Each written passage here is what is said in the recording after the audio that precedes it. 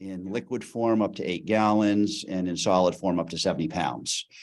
They don't typically see a lot of that from what I understand, but it is possible that those materials will pass through the facility. They have submitted an emergency spill plan for toxic and hazardous materials. It does meet our requirements. It's very complete. They will have spill response materials, containment, and trained personnel available on site. And furthermore, they have off-site consultation available through intern FedEx channels, and that's available continuously, night and day. And that those external consultation services can provide for removal and so forth as needed. When they were here last time, we had just learned they plan to use a yard switcher on site, which is a small tractor trailer truck. It's also called sometimes a terminal tractor, and it's like a small tractor cab. It's just used on site to reposition trailers. We've learned more about it in the last few months, and it's going to be an electric powered vehicle at this point. So it'll have the other typical vehicle fluids. It will not have gasoline or diesel. It'll be battery powered, and it'll be charged on site through just a dry electric panel, not something to the extent that you might see at a commercial charging facility that might have hazardous materials involved. This is just an electric panel. That's all. So that's nice to see. And they've said no maintenance will be conducted on site, but they will do some very minor repair that we have no issue with. And that's the replacement of some hard goods, like maybe windshield wipers, mud flaps, light bulbs, things like that, which the health department has no issue with. More major maintenance, the truck will be transported off site to undergo that. And so the purpose of this meeting is for the board to establish any license conditions they wish to impose that are beyond the strict scope of the Board of Health regulation. And as you are aware, I believe, the Board of Health regulation is pretty thorough, so there's not a lot of additional conditions needed. But what we as health department members recommend is that repair not be allowed, and they're fine with that, other than the very minor repair. Vehicle washing will not be allowed, and they're okay with that as well. And a detailed spill containment plan from FedEx Ground must always be posted conspicuously and on site for all employees to read, to be familiar with. And they've already submitted that plan to us. So we're fine with the plan, just has to be posted on site. So it's a pretty straightforward proposal. I understand that there was still some question about the windshield fluid. Right. So they plan to purchase that in small quantities. They don't plan to purchase 55-gallon drums, which I have seen at some sites, not theirs, other sites. And my only concern was if they purchase something like that, that they provide containment. But that's not in their plan. It's the thought is they will just purchase in small quantities as needed. The other question I had was that the plastic pails or buckets, 8 gallons, is that adequate for containing a hazardous material? Well, it will be in this case because the largest liquid containers allowed for shipping are 8 gallons, but they provide on site totes larger than that. They have a few in your packet. They have some nice color photos that shows what they can put a leaking container into. And then beyond that, they have that on-site concrete bermed area that they can then put the tote that contains the leaking pail. They could put it inside of there while they await removal. So yes, they do have adequate containment and a good plan to use it. And I think their consultant will give us further detail on their bermed area and their emergency response plan. Excellent. Any questions of Carl before we hear from FedEx? No. Okay, thank you, Carl. Thank you. So we have some folks representing FedEx here. You come up and sit at the microphone and introduce yourselves, please.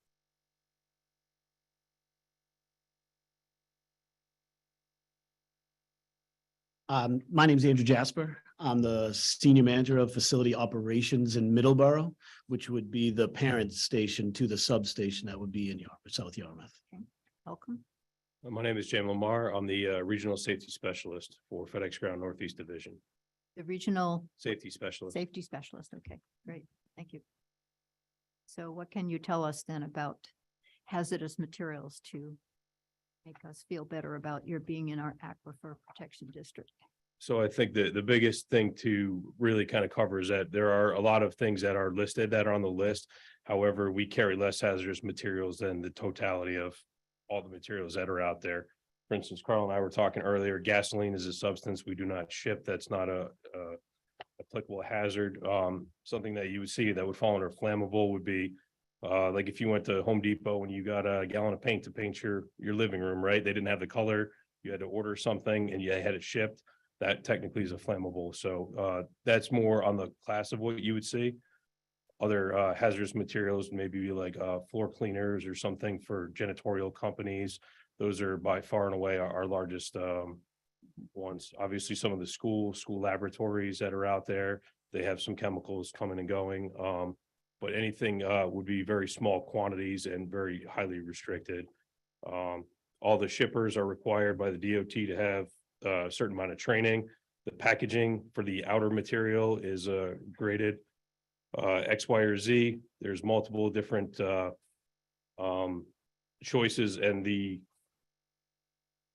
more dangerous the substance is, the less choices they have to ship that in. Obviously, the stronger the material, the more containment that they have. And then there's also inner packaging and all the hazardous materials that are required. And those prevent release on the inside. So they're designed, if there is an issue, to keep all of the materials contained so that there isn't an issue to break through the outer packaging for anything. And are the packages all marked with the hazardous materials that are inside? Yes, so they'll all have the DOT diamond label. They have an OP 900, which is the red and white. If you're familiar with hazardous material, it's on the top, has the shipper name, has a contact number 24 hours a day if there's any kind of questions. And then it walks through the weight, the quantity, all those other different items that are in there as well. Any questions from the board about that Nope. aspect of it? I'm curious, what is the possibility that you might hold package or two overnight rather than in and out the same day? I mean, I would say it's possible. Again, most of the hazmats are not residential deliveries that somebody would have. Typically those are going to businesses. So, you know, if I run a janitorial company and I have product coming in, I have posted hours, I would have somebody there regularly to accept the delivery. So typically we don't see that very often. However, if there's a snowstorm and somebody doesn't open up, you know, something could happen. Sometimes power outages, weather, down trees, things like that. We can't operate where we normally would. So, I mean, there's a possibility not every package gets delivered every day, but typically everybody's there, and obviously everybody's tracked the packages from home. Everybody's looking for what they ordered very quickly. So, Mhm. And so what would you do with those hazardous packages if they couldn't be delivered that day? It would be handled mostly just like every other package. When a vehicle comes back, we would strip it off the vehicle. We would take it and put it into what we call our quality assurance cage. Okay. And then we would maintain it properly there. Can you explain that bermed area, that safety cage that you use and how it's used? I think we have a spec on it. I think you can go over it. Eric, I think we have a, yeah, so it's, Do you want to speak to that? so this was something special that they had designed. We currently hadn't in any of the other 50 states had any requests from anybody to go to this level of containment for anything. Essentially, it's just a secured area and what amounts to 150 gallon, I'll call it basin area for all of the containment for everything. So obviously, if the most we have that's liquid is going to be 8 gallons, 150 is more than sufficient to contain anything from any sort of accidental release. And then we would do obviously go through the SDS for when we had any issues. The safety data sheets going through to figure out how to identify the material, go through the remediation. And obviously Carl talked about the spill assistance that we have 24/7 to remediate it. you have the specs on that? You can just mention to the board, you know, length, width, height. Of the containment area? Yeah, your We have that. containment area there. I think you have it listed up on the screen there. I just can't quite see the Correct, yeah. depth. Already built. It's an 8 by 8 by 16. 8x8. Chain link fence is 8 feet high, 6 foot max spacing post, 6 feet wide gate to get in. Duraflex epoxy coating on the inside floor, inside walls, top of walls.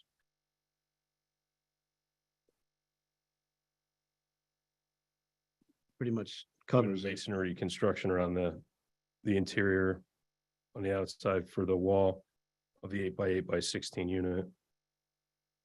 So I think I heard it was already built. Is that correct?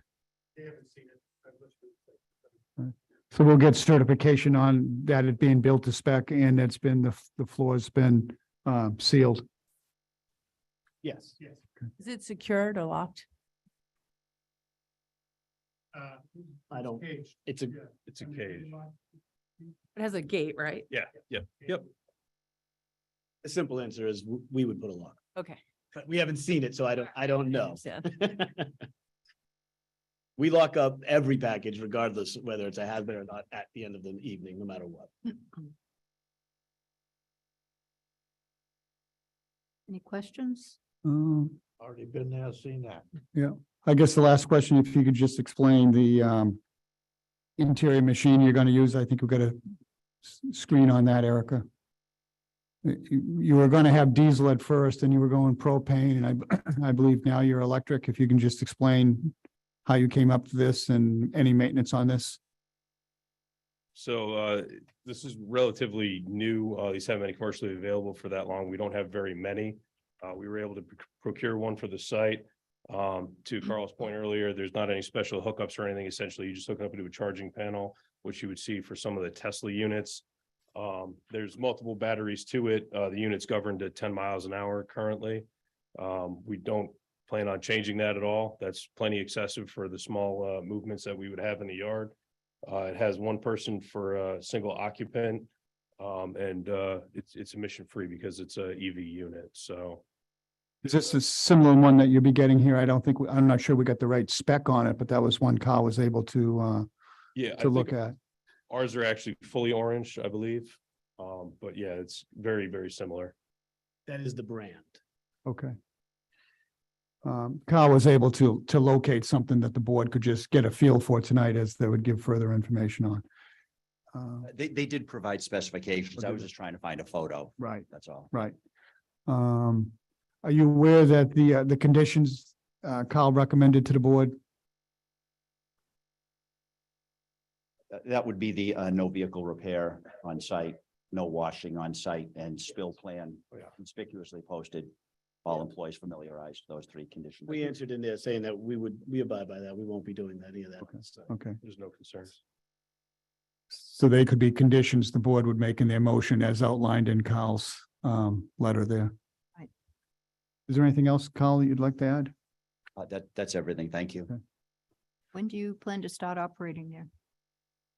We're still waiting on our certificate of occupancy, but we hope to start up this spring. Probably in time for the push of the Memorial Day.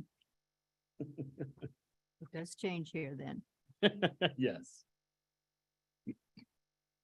I will entertain a motion. Anyone cares to make one?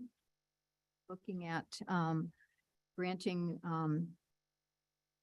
the permission for this facility to operate, including hazardous materials.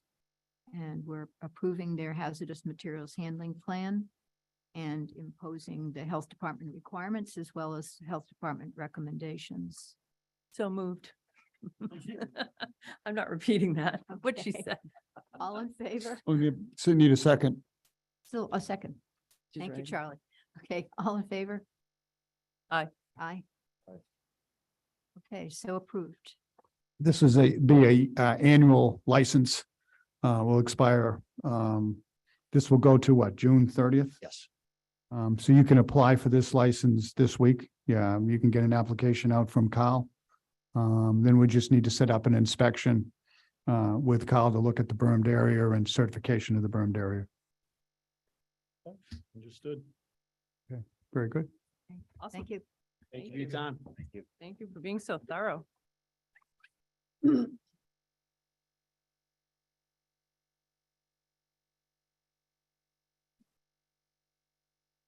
You want to see the inside of that place, just for the hell of it, you ought to go take a Yeah, look. I've seen the outside, but I didn't go inside. Pretty nice. They did things you Okay. didn't. Are you coming back? No. Nice job. I was like, Mary, I can't repeat that whole thing. I just can't do it. No, and that's fine. I would have read it. I but- know I wrote it down. Yes, we can, hopefully Hillard will see. Well, he brought this book like this thick to read while he was out there. I was wondering why I had a book. Of course.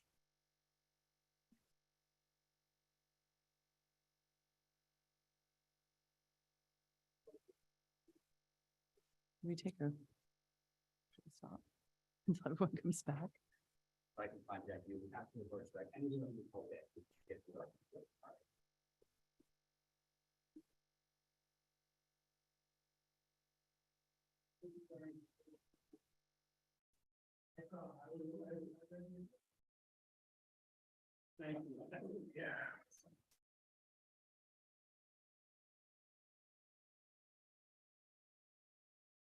Back, Mr. Chairman? Okay. Here you go. We That's approve fine. their Those are the decisions. request Yep. with all of the requirements and recommendations from. I love the Carl. electric truck. Perfect. Okay, third item here is a hearing tobacco violations / vote. Looks like there are 5 tobacco violations here. Okay. The first one is Bucky's at 528 Buck Island Road, West Yarmouth, Massachusetts, underage 21 tobacco sale. Director Murphy, anything we need to know? Jay has the background on all these projects. Just to remind the board, earlier this year, as the policy is of the board, that if there is a violation of a permit holder, the permit holders come before the board to explain, and there are times punitive implications. And it came to the attention of the board that in fact, the town regulations didn't line up with the state regulations. And that was back in August into September. Well, at the September 19th meeting, the board adopted, to align with the state regulations, the fining policy of 1,000, 2,000, and 5,000 incrementally with violations and time periods of that. And that was done on the 19th, at your meeting on the 19th. The subsequent week, our inspector, Phil went out and notified each on the 27th and 26th and 27th. He delivered a handwritten letter that the establishment owners, 29 of them, signed for, that they were made aware of the new regulations.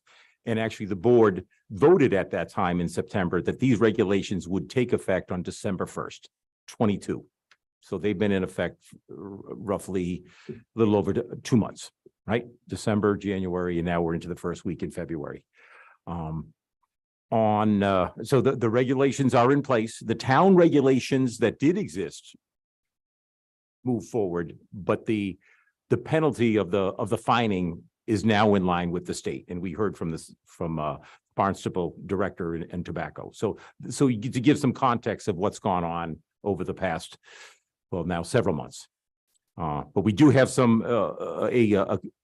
a tobacco check was done, youth compliance check, they call them.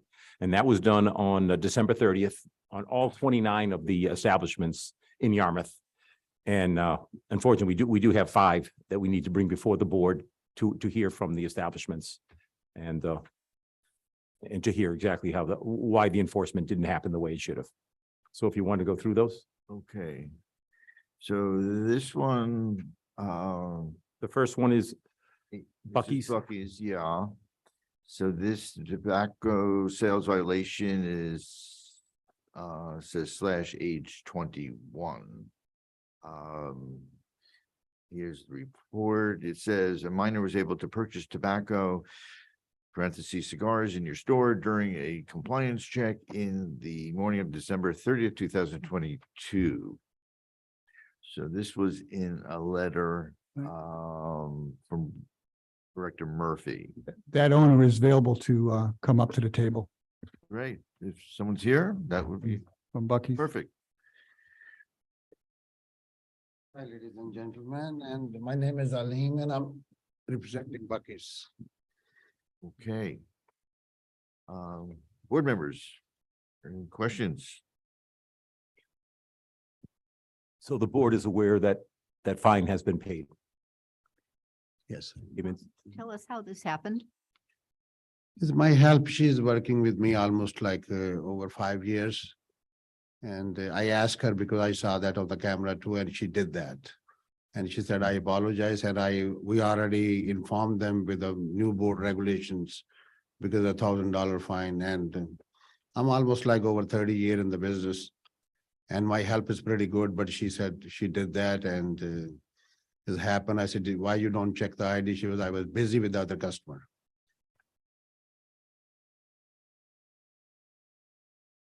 So do you need more help? We can find trained help in these days. Maybe you guys are aware of that. And she's almost like 53 years old. She's not a young person. And help is still working, if that your question is. But I inform, and I already said, because that's pretty much $1,000, a lot of money. And we also told them, because next time, which one I don't want it's gonna happen, they have to check everybody ID and wage. And I say it's gonna come, it can come from your pocket, and how you gonna afford it?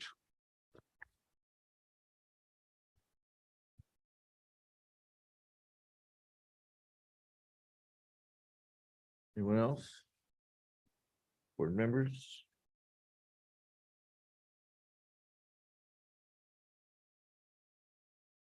So. Bruce, So that the board is aware and Anything- if you mind, the establishment is aware that if there is a second violation in the 36 months Mhm. moving forward, Yes. it's I saw that in $2,000. You do understand just education. The board does not want to be punitive. It tries to work through education. That's how we gain compliance, is No, through we know education. that, and also the people who work for us. Right. I give them a copy of those letters. You saw the letters. Okay, terrific. That's only we can do it because the help, because I'm not saying that they don't pay attention, they do. Yep. But sometime if they are off or busy and undercover or whoever they comes, and sometimes they're covering their head and they're covering their face. Because we can't say them to take that up, but we should ask them an ID, because I'm not saying that There you go. we should ask them. You know, in that business, ongoing training, consistent, right, reliable training, it has to be We do across the that board. all the time, every week, whenever because we have a meetings. Yep. Like a store meeting, or I call them, I tell them, be careful. Right. I don't wanna involve with that kind of situations. Terrific. it's also a second violation and also be a suspension, correct, Jay? There would be 7 days. a 7-day suspension, exactly. And you are familiar with that, so I Same. didn't, but you are familiar with it. Okay, and it gets steeper from there, $5,000. Right, and a 30-day suspension. Okay, And this within 3 years, right? Or 36 months, 3 Yep. years. okay, Has he paid? Yes, he paid today. so said. Thank you for, Okay, thanks for coming in. Thank you. All right, stay with it. Okay. Second here of tobacco violations. This is Peterson's located 918 Route 6A, Yarmouth, Massachusetts. And here it's saying underage 21 tobacco sales. So someone is here. That's great. Have a seat. Just introduce yourself. I'm Jeff Blankenship and I'm the owner of Peterson's. Okay, all right. Thank you for coming in. So Jay, what we- again, the compliance check of December 30th, 2022. A youth was able to buy, to purchase Marlboro cigarettes. And as a result, the owner was sent a violation order, and this happened at 12/17. And the employee was a female adult. What do you think happened? I talked to the employee and she just said that she wasn't paying attention and didn't card. have no other excuses other than. Right. The big thing is trying to avoid it happening again. It's a lot of money for Absolutely. you. And I have installed POS recently in June that has age verification for this purpose. They have to hit a button. Right. And she just bypassed it. So all intents and, all intentions were there. This wasn't followed through. For sure. This was a seasonal employee that will not be returning in the summer. Right. Helping me out over the holidays. Board members, questions, comments?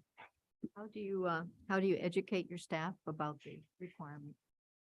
Well, upon hiring, obviously, and then repeated stuff. We have a lot of longtime employees that have been with me for a while that understand that we are supposed to be carding anyone that looks anywhere close to age. And for some reason, she decided on this day not to do that. So if I could ask, I shop at your store. I don't even recall seeing cigarettes on I was display. gonna say the Where same are they? thing. I put them down below. It's not something that is a big thing for us there. Right. I've even tried to narrow it to one register so that I know there's only one person that's going to be asking for IDs on cigarettes. Okay, However, if there's a crowd or something, sure. someone will go to another aisle and then this is what happens. So they're not even visually, they're not even visibly, someone has to ask for, okay. All right, but you must have some signage because signage is required. I have signage for age, for smoking Restrictions, okay. underneath the glass, at the registers on the sides of stuff. Okay, by the just- registers. Just haven't, I've never say go quite, I've never seen that. Yeah, I've never seen the product itself on, offered for sale. That's why I was surprised to see you on the list. Sorry. Right. Apologies. Won't happen again. I believe it. All right, good. Hey, Thank you. thank you for coming in. Okay, next is Cumberland Farms located 1301 Route 28, South Yarmouth, and it's underage 21 tobacco sale. Just so the board and the chair, just to be aware, and I should have said it when the gentleman was here, that is also, that fine has been paid. Just so the board's aware. Okay, Cumberland Farms, same situation, it was the same, all these compliance checks were done on December 30th. Again, underage, this happened to be at 11:31. Employee was male, older adult. It says Bob was the employee. And again, he sold to an underage through a youth compliance check. My name is Nasser Boomgates. I'm the district manager and I have a manager with us here, Liz Burrs. Bob, he worked for us like 7 to 8 years. And he worked in a lot of different stores and he's a good team member. There's no question about it. But he failed. We do have a program in place that every team member, they have to do WeCard and they have to pass the test. And we do that right from the get-go, every time we hire a team member, but still the team member, been with us for 7, 8 years and still sold. So. The training is in a place. Do you do but, follow-up training? Do they just get that test? absolutely. They have to Is it do- an annual thing? They have to do training once a year to review it and everything else, and where this was sold to an underage, they have to do another extensive one, even if they just got hired, they have to do it again. Do you have point of sale? I'm sorry, say it again. Do you have the point of sale? So, that- Yes, Yes.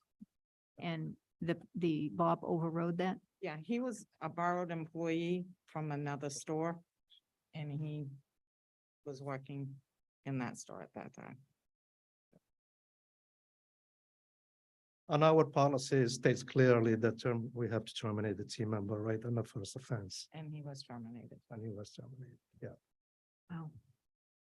So now all the team members, they have to do WeCard again. We have a program in the computer and they have to follow the whole training and they have to do it for at least another year.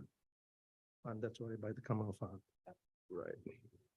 Yeah, did this, we tried to really, the board has really gone out of their way to be proactively educational. I didn't know if, did this letter make it up to You're right, of Yes. course, you may have signed the association itself. We want to make sure that we're getting as much information proactively out to you so that you are aware. These are significantly, the penalty is steep financially. But you were aware of this. Yes, You were. Okay. we did receive a letter. You did receive it. Terrific. Excuse me, as part of your Cumberland Farms education, do you do your own self compliance checks? Yes, Common Farm, we have a program called BARS. And this company, they come and they shop all the stores. And if they fail the first time, then they be on a final notice. They do it the second time, they're automatically get terminated. How often do you do your own self inspections? Well, this is a company that works for Common Farm. They call them BARS. At least They come about twice a month. Oh, that often? twice a month. And then you get a green card if you passed. And if you didn't, you get a red card. In Cumberland Farms, the main office is automatically notified. And if they get the green card, is there acknowledgement? For me as a store manager, and I run 2 of them, I give them $20 every time they pass it. They don't pass it, And if they don't pass, they'd be on a final they're on notice. a final notice. And I will make them take the test over again in the computer. So you have ongoing education. Yes. Great program, but people, like I said, no matter how much you train them, all it takes is one shot and here you go, you sell and you get penalized and. How often approximately do people come in that don't have an ID or you ask them their improper age? Well, Common Farm policy, anybody doesn't look 40 years of age, we have to card. We have to count them. What age? Anybody doesn't Anybody look 40 40. years of age, they Okay. have to card. So when you guys send somebody, you send somebody less than 21 years, right? Yeah. So if that person comes in, they should not be selling to the customer. They should ask for an ID and scan the ID. And look at the team member and look at the ID and see if the team member really look 40 or not. Like I said, again, no matter how much you train, sometimes we hire people, we train them, but God mercy, maybe they're gonna do it, maybe not. How often do you have to turn people away because they are trying to purchase Right. and they're underage? Well, with that, I terminated 2 people. No, No, no. how many people that come into? How many customers do you Customers. have to turn away? We turn a lot, and some of them will go back out and get their ID and come back in, or they'll get their passport and come back in. When you say a lot, is that like 3 or 4 a month? A day? It's more than that a day. So given that, Yeah. you think that the store cashiers would be diligent because they know there are so many people that try to purchase and they're not eligible to purchase. Some just don't pay attention, Mhm. like normal, if you're busy or if you're, occupied, they'll just push it through, Yeah, I get distracted. So that- which is not right. It's still wrong. Right. Did you let your employees know that in fact what the penalty is on this? Did they see all They this? are aware of it. Yeah. They are aware of So it. the number because when one- They do we card in the back office and computer. Right. It tells you right there, do not take any chances. Please make sure you card people. Right. Everybody doesn't look 40 years of age. And it's usually not the excuse, but the justification was it got busy, people buying coffee, the line got long and they just try to move it through. Is that really what they're saying? But it's different situations. Yeah. Some of them, they says, well, I was busy. I'm sorry, I didn't pay attention. or- Pay That's attention. all they're gonna tell you. Yeah. I'm sorry, I didn't do it on purpose. Yeah. I was busy, I didn't pay attention. Yeah. You know, Okay. Is there anything we could be doing on the board of health, could be doing on your end to help your staff? I mean, you seem like you have it internally pretty well. I mean, you're a big company. You're not the mom, some of the stores that have been here. and they're Earlier. doing everything they can to, Yep.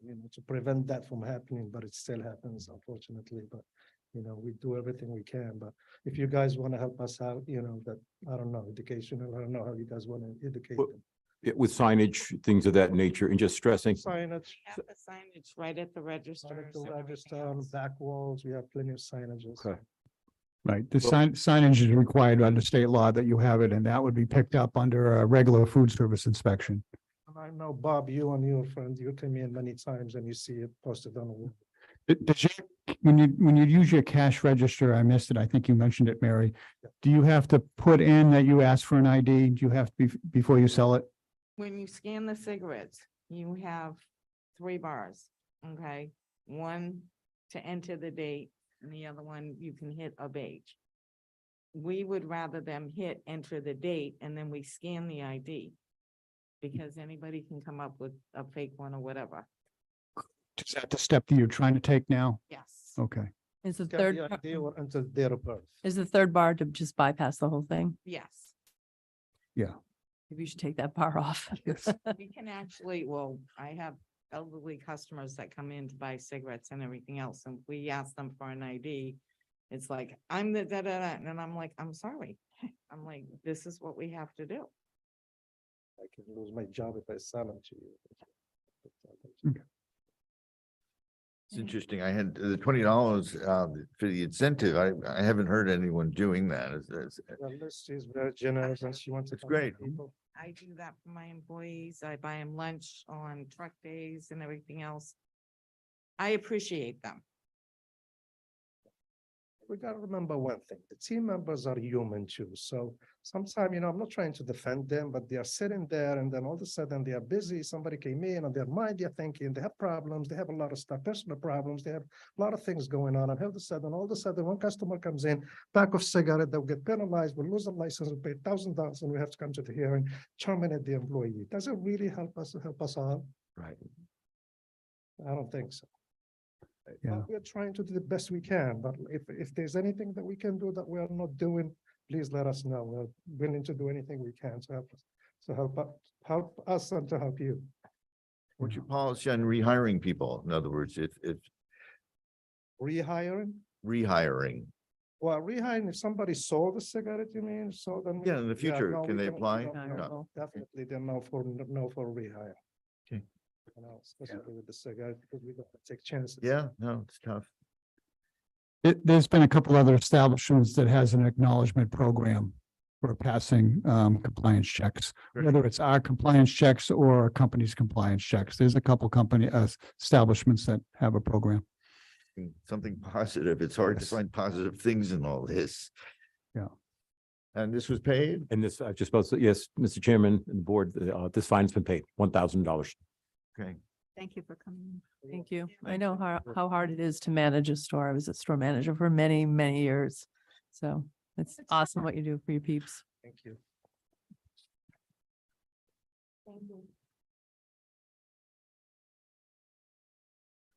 Okay, next here is D, and that's Moonshine Liquors located 931 Route 28 South Yarmouth. And once again, it's a underage 21 tobacco sale. In, Jay, sure, in addition to the December 30th youth compliance check, there was a second tier violation, and that was for selling of a tobacco product in violation of the Yarmouth regulations of less than $2.50, sold for $2.01. So it isn't a $1,000 as the previous establishments have been. It's actually $1,300, $1,000 for the minor violation and $300 for a pricing violation. And this has been paid. okay. Yeah, my name is Steve Jamulis. Thank you. I'm here in place of my son Timothy, who's on the license. He's not well. He wasn't able to make it. Like the people before me, we're at the mercy of our employees. No matter what programs we put in place and how much we harp on them and how much signage we put. And we post the ID age right on the counter in front of them. Unfortunately, we deal with humans. And I would like to hold them responsible for the monetary value. I don't know if we can, and I don't know if we can fire them for this. I've been doing this for 51 years. I've never been fined. I've been warned a few times. I'm not gonna lie.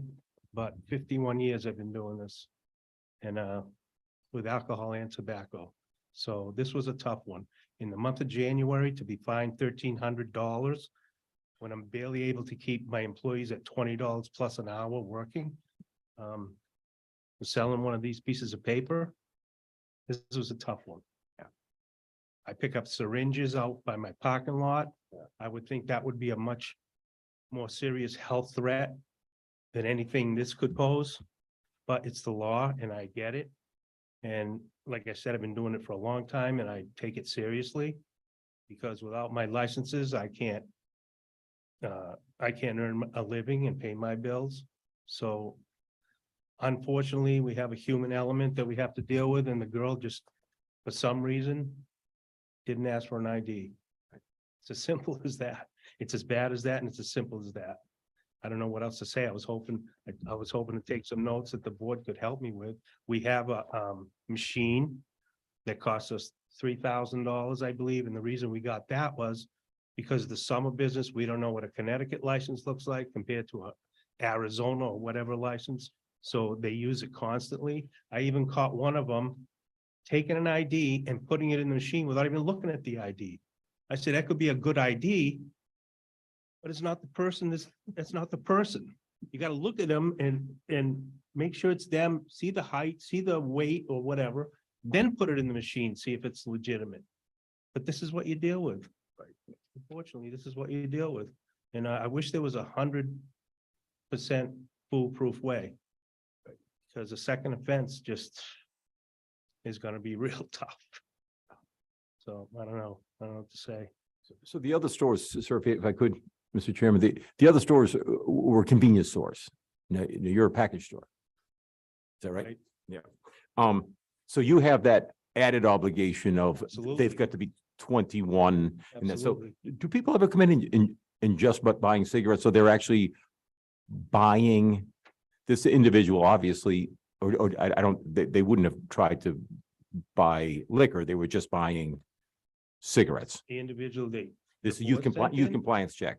Yeah, I guess they just asked for cigarettes right. Okay. I mean, or asked for a Cigar. blunt or whatever it yeah. is. okay, because you're Now, and the other thing with the underpriced $300 fine. Our Howard store and our Chatham store got a notice about the pricing a single cigar. The woman that works for me 4 days a week that does my cigarette pricing, she's worked at the town of Howard for 38 years and she is on top of it, unbelievable. She doesn't recall, and nor do I recall getting anything about cigars being happen to be $2.50 or more, a single cigar. She doesn't recall and I don't either. yeah. Okay. So I don't know if we got a notice from the board. So that's not, if Bruce, correct me if I'm wrong, that doesn't appear to be part of the state regulation. That is a Yarmouth Right. regulation. Because my Chatham manager, it's actually $5 for a single there. My Chatham manager was aware of it and my Howard manager was aware of it. We were not in Yarmouth, Okay. nor me or the woman who does the pricing. She was not aware of it. I don't know if it came in a letter and it got overlooked or whatever it was. We were not aware of it. That's not new, is it? Markup, That's, yeah. if Yeah, you that's not put a it- new regulation. No. Mm-mm. that's not a new regulation. Oh, No. The town. correct. Yeah, that's not an adjustment. What is different, that December 1st date that I said earlier was adopting the first, second, and third violation to align Yarmouth, the board, with the state regulations, Single cigar price. is a Yarmouth local regulation. Goes back to because we- 2018. She goes online every, like a month, every month or so and gets the state minimums. But cigarettes and cigars are not on there and she wasn't aware of that. That's, yeah, I could see where that might have it. This is a local Yarmouth regulation. Yeah. So we need to get you a copy of the Yarmouth regulation from 2018 that shows that. Okay. So that, And they were passed out to all the retail stores, probably around that time, 18. understand. Or if any new establishment comes in, they get a copy. I was gonna say, we took over in 19, so. So he would have got a copy when he took over. But we can make sure and anybody new takes over, we go over that with them. Good.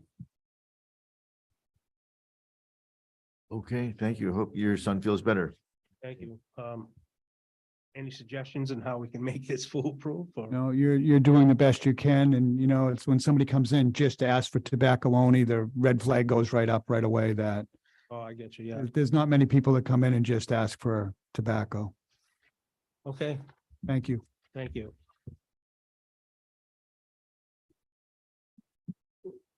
Okay, here's the fifth violation. This is Becker's Liquors located 55 Route 28 West Yarmouth, and it's another underage 21 tobacco sale. It is also on the, no, you're all set. Thank you. December 30th, this violation occurred at 10:29 and the employee was male, older adult. On this Becker's Liquors, this is now their second violation within 36 months. So what we have running here are two different regulations that are in place. The earlier was in July of 22, where the state, the board had not implemented the state regulations yet. The fining of 1,000, 2,000 and 5,000. But you did pay a fine of $300 Yes. back in July.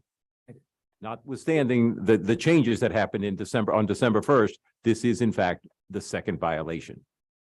So the Board of Health or the office director has implemented $1,000 fine to line up with the board's regulations of December 1st, but retroactively back to July, saying it's the second violation, and the board in their regulations would implement a 7-day suspension of sale of tobacco.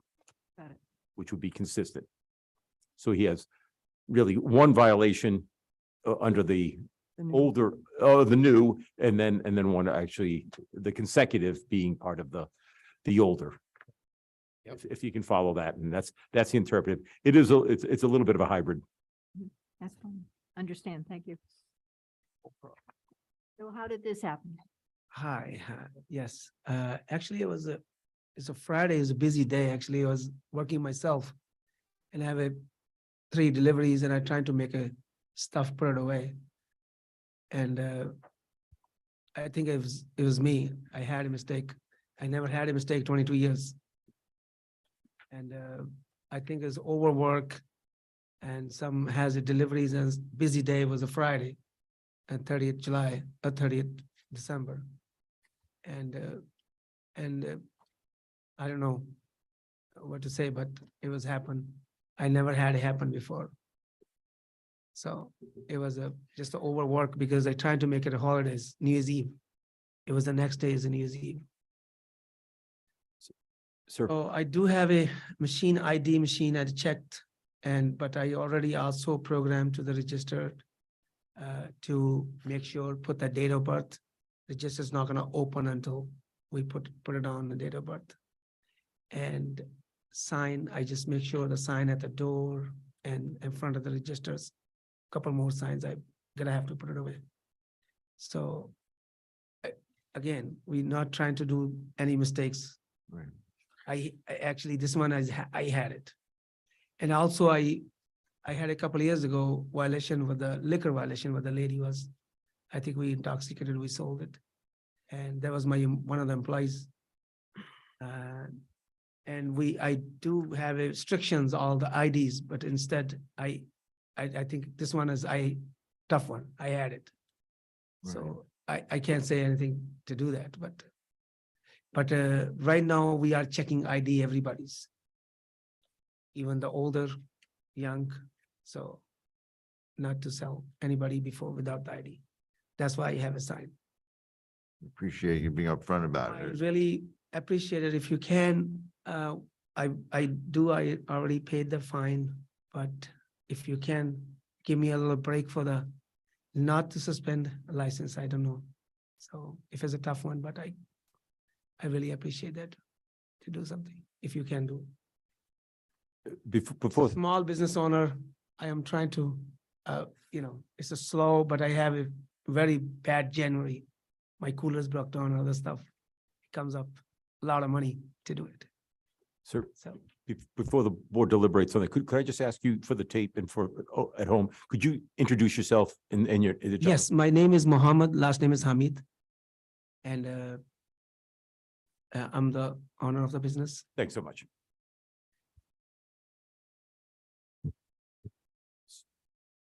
So under the regulations, a second offense would require a seven-day suspension of sale.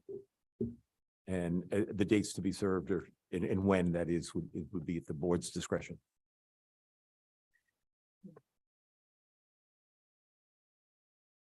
Director Murphy, yes. The board has had several businesses come before the board with a 7-day suspension. The board has always gone with the 7-day suspension. And I believe the board also had a 30-day suspension at one period of time. So that's been the history of the ones coming before the board. And I think we had one, board had one recently in last year.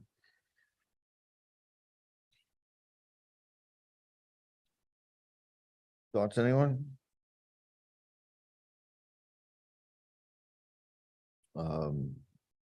Obviously, it's been paid. The issue is, do they want to reconsider just the suspension or not? That would be a change in protocol, and I guess it would be the first time according to Bruce. So,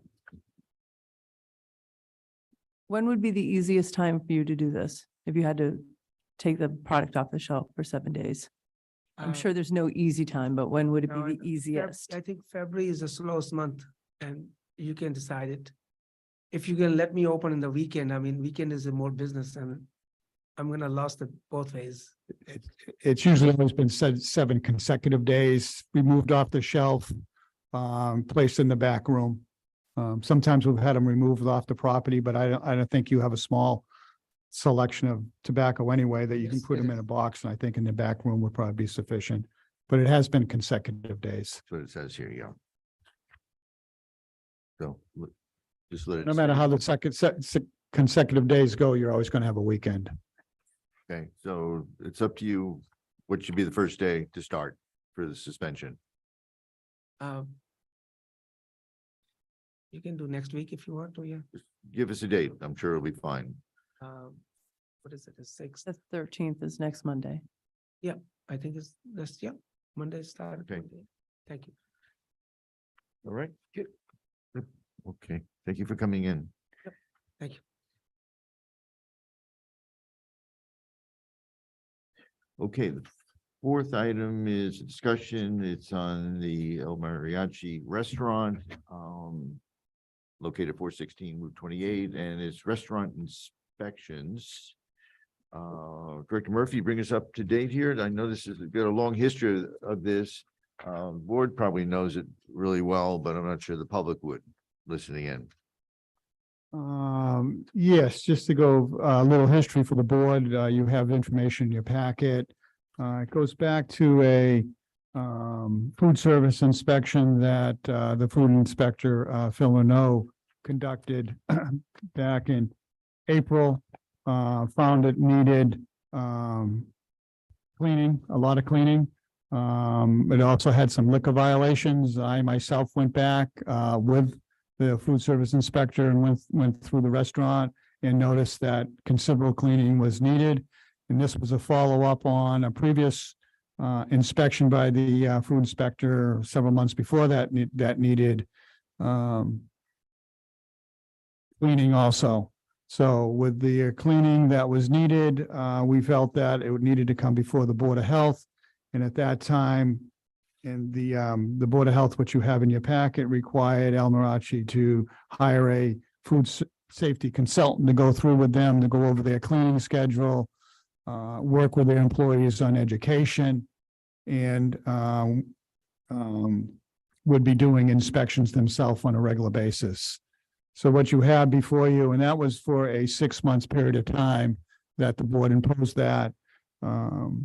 They did obtain a consultant that came in during that time, sat down with them all of them. They steam cleaned the restaurant. They did a real good cleaning throughout the place in the basement. And you have before you the inspections that were conducted from that started in June and went through December. So during that time, all the inspections by the consultants were very good. I think there was a lot of front-end education at the beginning, talking to everybody and talking about the cleaning schedule. And a couple times you'll notice that the inspector from the health department did go in and also did a spot inspection unannounced and saw that it was being kept up and was an graded A. So what we wanted to do is just bring them back in to say this kind of closes the loop of inspections for the consultant. But we still need to make sure it's going to continue to go forward, that it doesn't slip back. Because that would be our concern. They've been staying with it. And I think you can mention what your cleaning schedule is.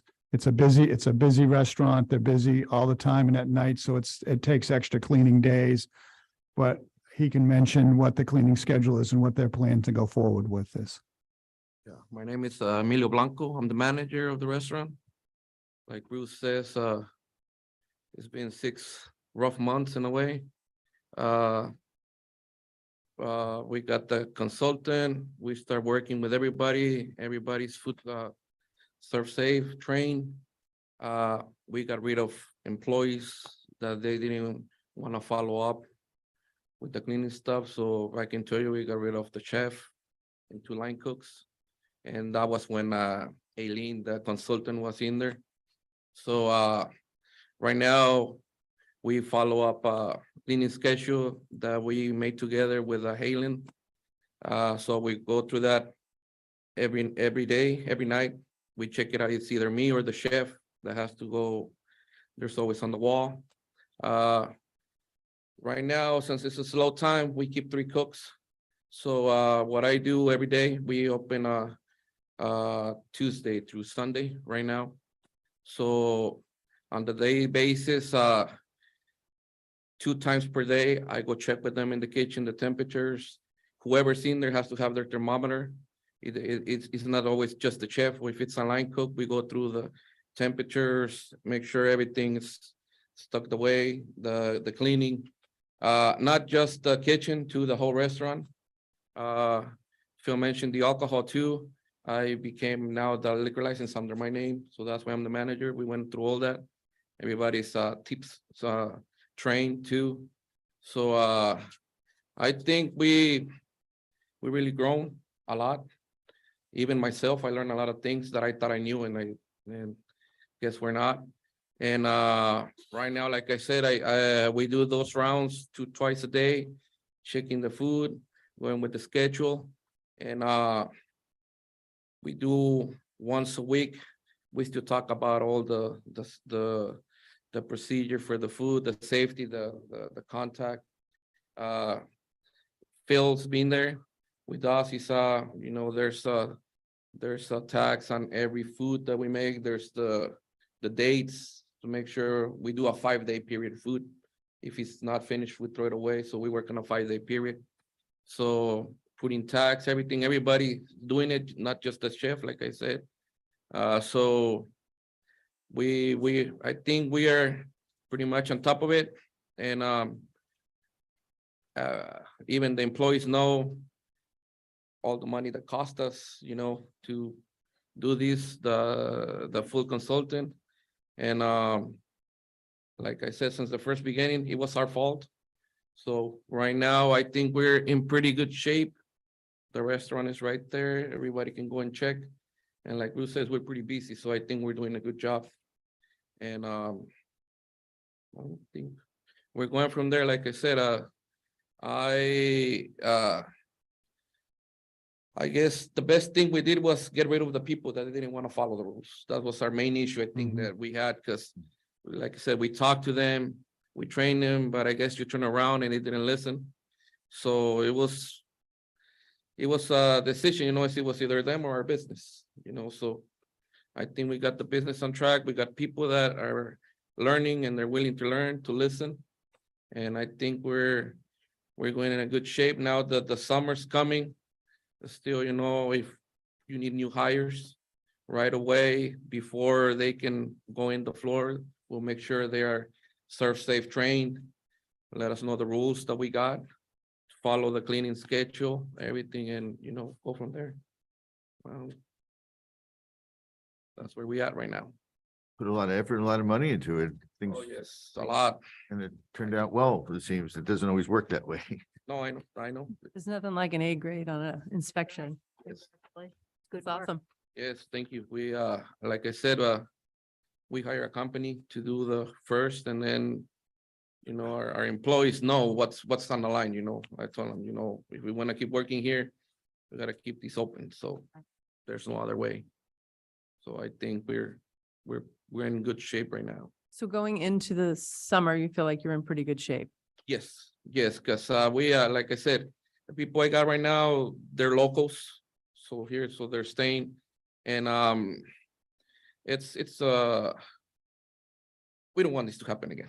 We trust me, we learn our lesson, and especially me, I'm the one that lives here, so I'm the one that's running it. Like I said, I love the German people, but I don't want to be seen here again. So So hopefully you don't see us again. I hope I see you there as a customer. Yeah. For eating at your restaurant. Yes. You're my brother's favorite restaurant when he comes to visit from North Carolina Yeah, with his kids. thank you. Okay. I don't, the consultant may be online. I'm not sure. Is she, Well, she told me she was gonna be online, I think. I don't know if the board wanted to hear from the consultant anyway. Yeah, can you let Yes. her in? Is that you, Eric, or in the back? Yes. Eileen? Yes, Yeah, that's Yeah. right. Can you hear me? yes. Yes, thank you. Hi, yep, I'm here. Just They've done introduce yourself. they've done, my name is Eileen Hicks. I work for a company called Burger Food Safety Consulting. We're based in Boston. And I've been working with Emilio. We started in June of 2022. And in that time, I've been there 12 times. We did step down inspections. We did 4 in June. We dropped to 2 each month for July and August, and then 1 per month through December. They did a great job. I mean, we did, like you said, we had a few bumps in the road with especially one person in particular. And when I called him out, he didn't like it so much. And Emilio took care of it. So it was great. Actively managed that situation. He did a great job. I apologize to both of you. For the last time you came in, we really didn't have the meeting, unfortunately. So I appreciate, I know you made a trip down. So anything else, anyone? Okay. Good. All right. No, it's awesome. All right, I'm really thank you happy very for much. you. Thank you. Take care. Bye, thank you. Okay, number 5 here on the agenda is a hearing. It's for tattoo microblading. It's a vote. And I don't know if this business is open or not. This is located at 9 North Main Street in South Florida. It's proposed. Opposed. Okay, everyone. Director Murphy, just. Yes, bring us up to date. we have the Karina that's gonna run the shop. And we have a little slideshow for what microblading eyebrows is. It falls under the tattoo. Did you bring a thumb drive at all of? Can you pass I think we can show it on the screen here. This is like a 2-minute. Hopefully we'll get this up. It's a 2-minute on microblading for the. It is a part of tattooing. Even though tattooing new shops don't have to come to us, we can just approve it if they meet all the regulations. I thought this was a little different from the breed. I'm aware of it. We had one years ago when we had tattoo, probably 30 years ago. We haven't seen one, but since we have a new one coming in, I thought it would be a good timing just to put it on for the board. So we'll see, well, what we can do is we can have this quick little video, then we can go to the slideshow, then I can go over what we have.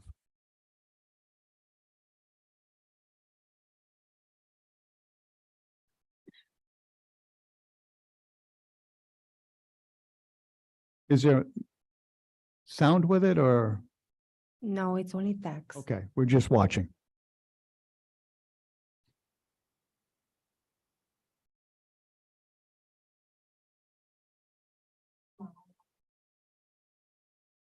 You can narrate a little as we go if you wish.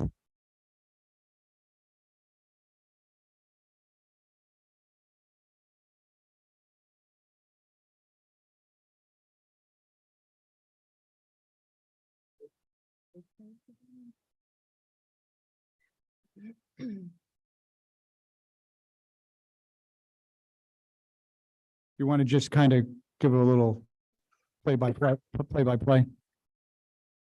Good evening, I'm Corina Brown. So basically, when first time a client comes in, we do a short consultation, and then on her face, I will measure her brows based on her natural ones. If she has any, show to the client, and then decide over technique and color together. And through the process, we use numbing gel, and at the end, we have a natural result that looks like a hair-looking brow. Her brows basically just fuller. And in a couple weeks after the first procedure, she will come in for a small touch-up. And then, Is that the length of the video? yes. Because I thought I saw one that was longer when we looked earlier. Mm, No, that's it. That's fine. We can go to the slideshow then. Which you have in your packet. But for the people at home can follow it.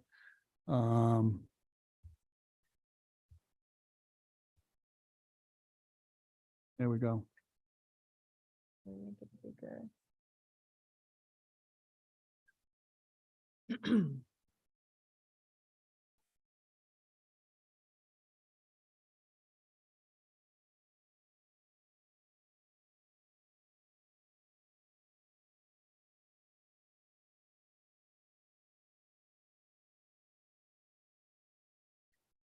Okay, if you just want to walk them through it. I think you have to press the button. Did you show which button she needs to press to go through? Oh. Oh, you gave her the thumb drive. Okay.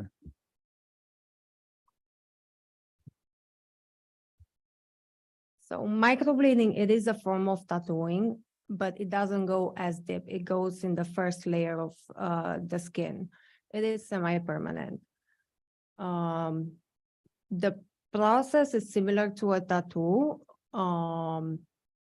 We use tools that are only single-use tools.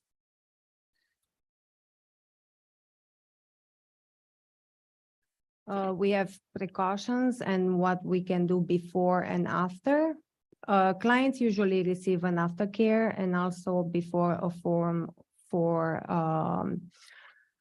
us to have more information about medical history, any allergies, or any medications they would take.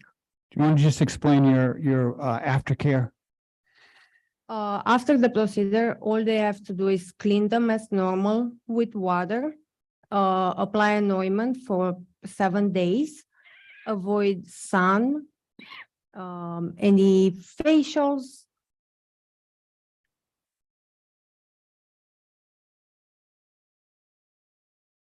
The procedure itself is safe. The tools are, everything is single use only. We use numbing gel, so clients don't feel a lot, like pretty much anything. Everything in the room is single use only, starting from bed sheets, starting from the needles, the blades, everything is only one single use. The pigments used are also vegan, real, basically they will not turn a different color in a couple of years.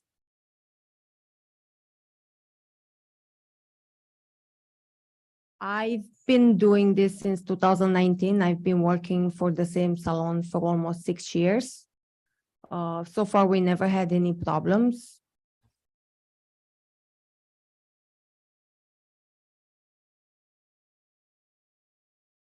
Here you go.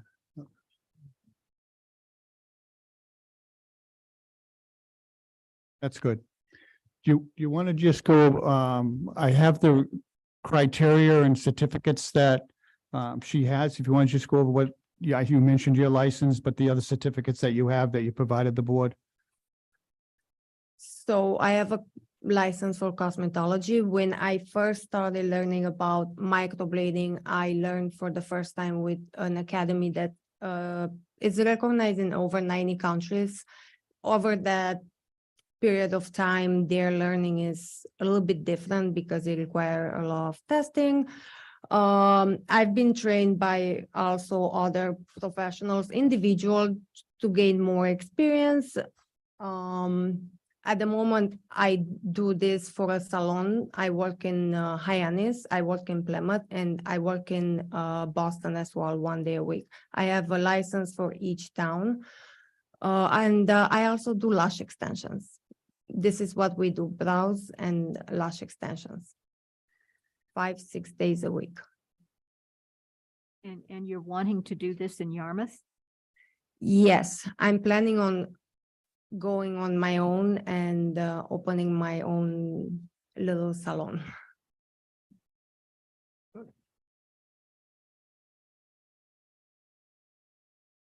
I'm trying to figure out the difference here. You're mentioning microblading and tattooing, different terms. I want to get a better understanding of the difference, if there is one. I know we were listening to someone else opening a business for tattooing. We weren't talking about blades. So I'm not sure if these blades or injections, or why don't you tell us a little bit more about it? So the difference between microblading and tattooing is the technique.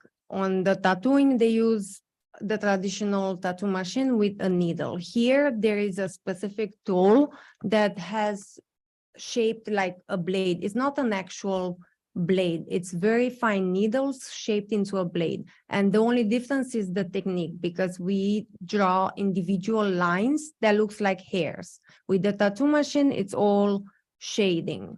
With this, it's only individual lines that looks like hairs. So it makes the brows a little bit more natural. And another difference that makes a huge difference are the type of inks used. The ones on our bodies are permanent inks. They have a lot of, they're high concentrated on metals and all types. The ones we use on the face, they will fade over time. They are safe, they don't turn colors. And it will, as the skin regenerates, it just fades true to color. Okay. How do you tell the depth in the skin when you're using this instrument? In other words, there are multiple layers of skin. People have different kind of faces, how thin, how heavy a person is, or just accumulation of fat and skin depth. How do you know how deep you're putting the blade in? So everyone has a different skin. Of course, we cannot go too hard on the skin. When we do it, we want to make sure we don't see much bleeding. It's the pressure we use based on each client. So we don't want to go too deep. When you start learning, we practice a lot on all type of skins and fruits, and since over in time, you know how to not go too deep. Like we never have any problems because it's the skin, it's our face. So it's something that we have to be careful with. That's why we have a touch up after the first appointment, because we don't want to do too much at once. So if there is something that it didn't take on the first appointment, because it could have been the skin didn't absorb or we didn't go deep enough, then we add more on the touch-up. That's why we always have a first appointment and the touch-up. And I always recommend on the first appointment to do less, to start with less. So we see, because each skin absorbs the pigment different. And on the touch-up, if the client wants to add more, or if they want to choose a color that's darker, we can always go darker, but it's almost impossible to go lighter. That's why it's better to ease into it. You mentioned different types of ink. what kind of containers do the ink come in? In other words, how does that work with the blade and a container of ink? Why don't you take us through that? So everything comes already packaged because it's single use. The ones I use, I order them like that, so then I don't have to worry about sterilize, because I open them for the first time in front of client. And the inks, they are all in separate, very tiny bottles. And then we have our little cups that, again, we buy them already packaged. So we open everything for the first time. And from there, before we start, that's where we have our little container of ink. So we don't try to add ink from the actual bottle for the client. We put everything in our little container and we dip that, and then we go on the skin. Okay. Well, people have other questions? I can keep going, but I'm sure. No, I've people had it done, so, Had it done. yes, Okay. Where did you do it? in Hyannis. In Hyannis? Alexa. You know Alexa? Alexa used to work for us many, many years ago. She's in Yeah. Boston now. It's a small world, microplating. Okay, yeah, no, that's all new to me. You want to go through the process? I mean, do you have any particular questions for her? No, I mean, the only difference that I see from the materials is, there's a dry method of healing, or there's a wet method. You seem to do the wet method. I did the dry method. It's not fun.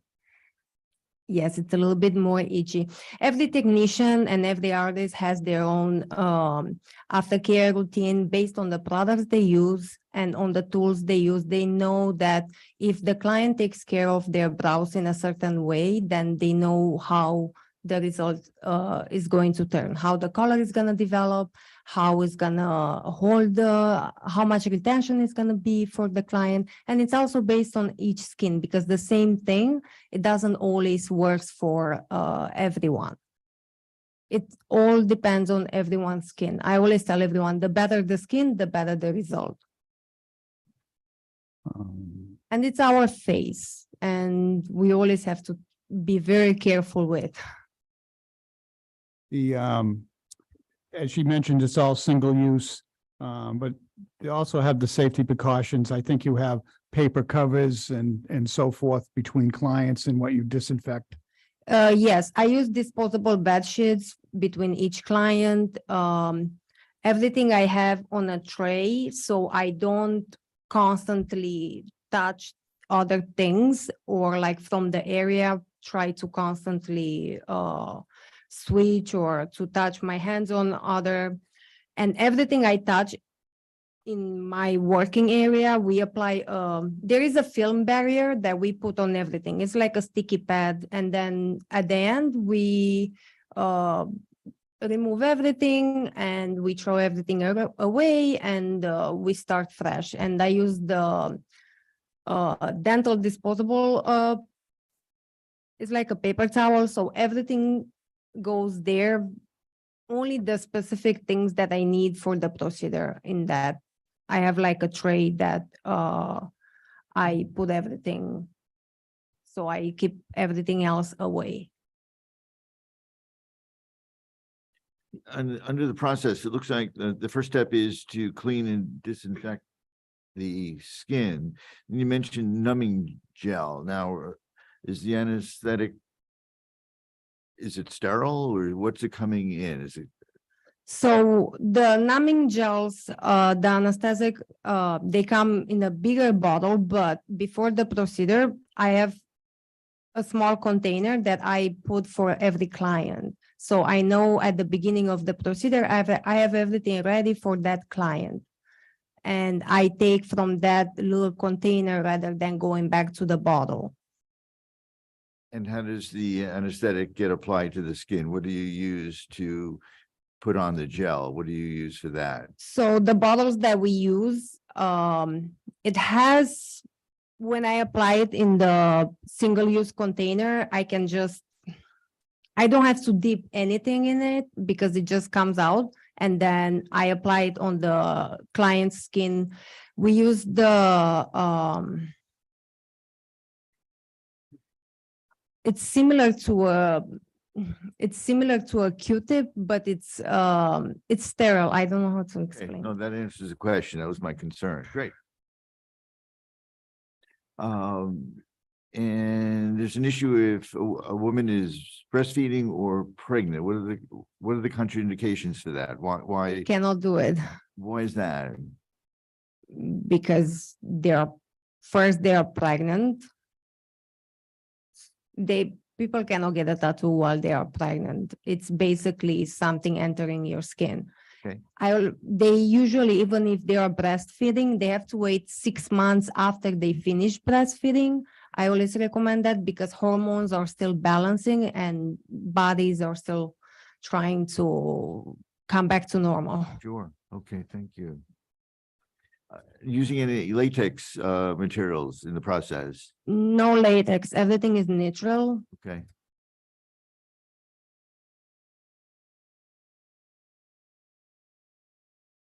Okay, at what point do you need to go look at?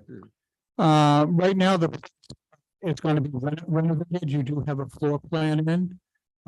It was just a open retail, let's say, location.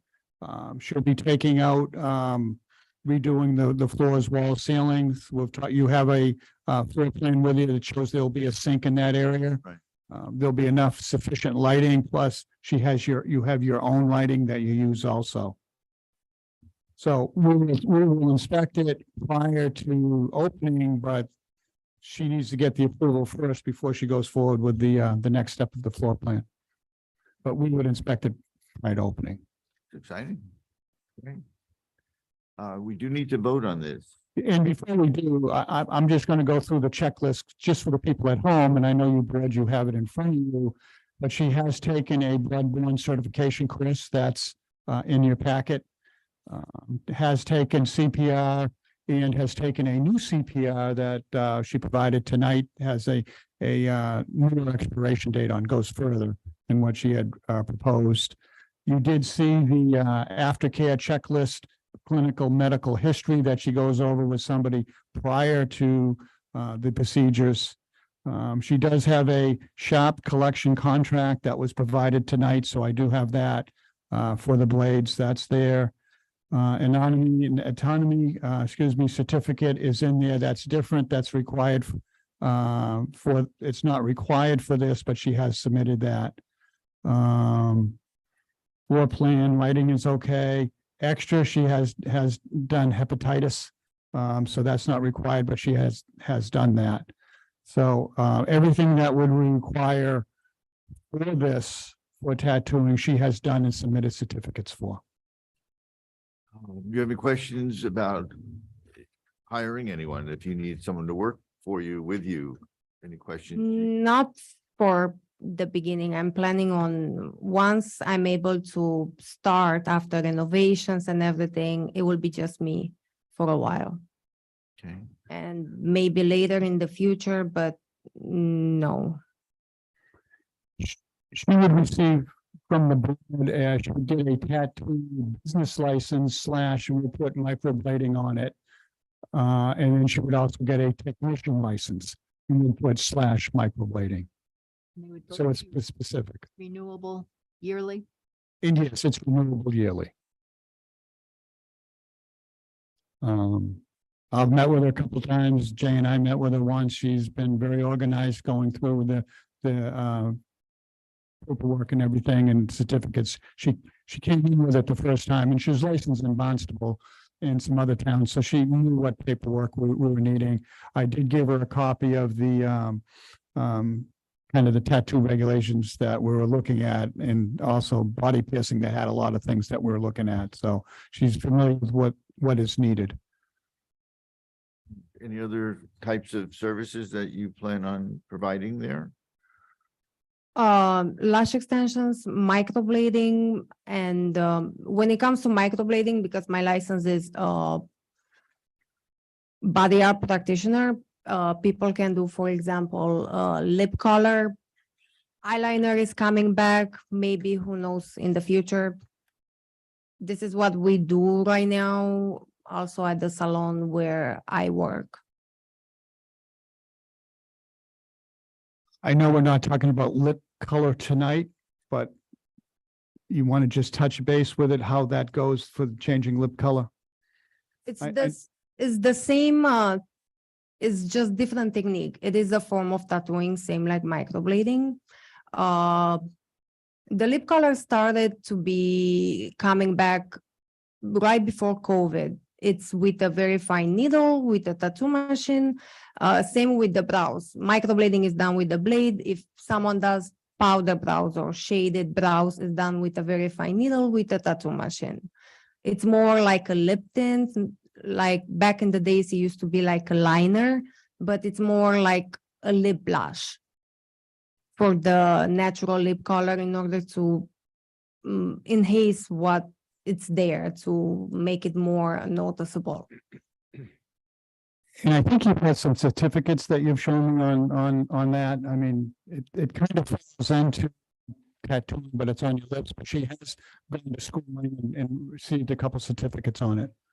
Yes, I started the training before COVID, I remember, because after that we got closed when COVID started.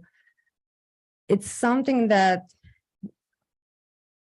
it's something that we do it on a weekly basis. Everyone started doing it and requesting it more. It is a form of tattooing, same like microblading. That's why the licenses, I remember when we applied, we had this question. They weren't sure about microblading, but if it's like a form of tattooing or what falls under, but it ended up being a form of tattooing. So the license is body art practitioner, same in Plymouth, same in Boston. Lip is a large surface, so are you using lines the same way you do with eyebrows, or it must be very different? No, the technique, that's the difference. The technique is very different. It's the touch, of course, as well. It's very gentle on the skin because the lip surface is the only area that the skin is completely different.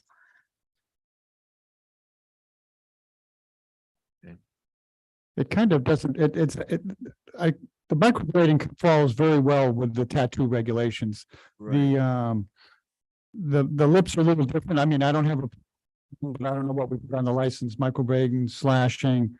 I know you've got coloring lips or something, and we talked about it a little bit, whether we would include that. I'll just pass that certificate through the board. I put it in just as a general discussion for the board tonight, if the board would like to include that in its vote. How do you determine where the lip ends going into the oral cavity, into the mouth? How do you determine where the end of the lip is? So that's a good question because clients ask as well. The area where the lip starts to be the wet area, that's the area that we don't go over that. And also when it comes to the borderlines, it doesn't go outside of the natural lip shape itself. So it cannot be higher, lower. Sometimes a client will say, oh, I want my lips higher or bigger. And I'm like, no, we cannot go outside of the natural lip color because like I said, the skin on the lips is completely different than the one on our face. And on our face, we have pores and on the lips, we don't. And also you have a lot of different bacteria inside the mouth as well, which is, it's not clean in there for all of us. Sorry, I'm taking too much time there. I didn't hear what you said. Are you doing that in Barnstable now? The What you lips? said. Yes, Okay. yes. I didn't hear what you said.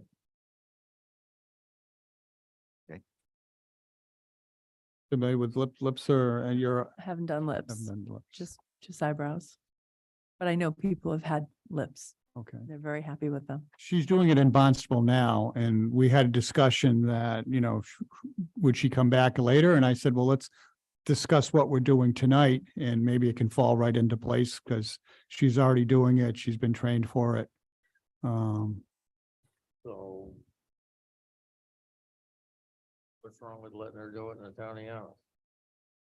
Nothing. No, Okay. great to have new businesses. So that's the question. We can just include that. It's not a separate license because it's still going to say tattoo / microblading / lips. But what the other towns do, they just say body art. They don't kind of narrow it down. And when I'm just trying to narrow it down just a little bit. So, Are you suggesting we're gonna need to change the language in the regulations? no, I don't hope think not. so. I don't think so. Yeah, I think would be fine. yeah. This is semi-permanent. It's semi-permanent because of the pigments used. The ones on the body are permanent. The ones on the face are semi-permanent because of the ingredients. Most of the pigments used on the face are glycerin-based, and the ones on the body are they are very high concentrated on heavy metals. The pigments that I personally use, I order them from Germany because back home in my country, they say everything that's done by German is good quality. Because when I always tell the client as well, when I choose to do something on their face, I have to think of how they are going to look 5 years from now, if they are still going to be there, maybe 10 years from now. That's why everything has to have a certain order. And it has to match everyone's face and the way they are. We're not trying to change nobody's looks. We are trying to improve what they have. If they have, sometimes they have no brows, that's okay. Appreciate the education tonight. So we need to make a motion here and a vote. Was this just about approving her license? And as a technician, yes, for So- microblading and lips. Microblading, lips. What was the third thing? Didn't you say a third thing? That's it. She's going to get a business license Right, and a technician license okay. to allow microblading and lips. Who knows, maybe in the future, eyeliner, people used to do eyeliner Yeah, even many years ago. It was big in the 80s. It's coming back. I move we approve for technician license and the microblading license, yes, but, well, that would be for tattooing, right? yes, To include microblading. yes. Second. That's great. And the board would, as discussion, the board would agree the highlighting and lips would be included in that. Yes. Any further discussion? Apparently not. Okay. All in favor, just raise your hand and say aye. I, It's unanimous. Congratulations. That's great. It's nice to have new businesses in town. yeah, it is. Thank you. Good. Thank you. Congratulations. Thank you. I'll take that, Charlie. Exciting starting off on your own. You'll take it. Don't worry. Please don't tell my boss yet. Oh, I hope no one watches this. You're fine. Okay, sixth item here on the agenda is an action, signing of nitrogen aggregation restrictions.